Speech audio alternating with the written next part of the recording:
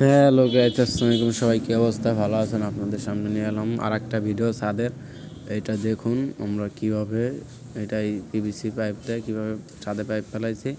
দেখুন, সাথে থাকুন সবাই। চ্যানেলটার কমেন্ট, শেয়ার, লাইক করে দেবেন। আমরা এইভাবে পাইপ ফেলাইছি পিভিসি পাইপ দিয়ে। আপনারা দেখুন, সাথে থাকুন কিভাবে আমরা পাইপ ফেলাইছি। আপনার রুম ছোট ছোট 5টা রুম, 4টা বাথরুম, 5টা হলো বেডরুম। 4টা বেডরুমে হবে, 4টে বাথরুম হবে, মিলে ঝিলে এভাবে কাজ করা হয়েছে। আপনার সাথে থাকুন, দেখুন, শেয়ার, কমেন্ট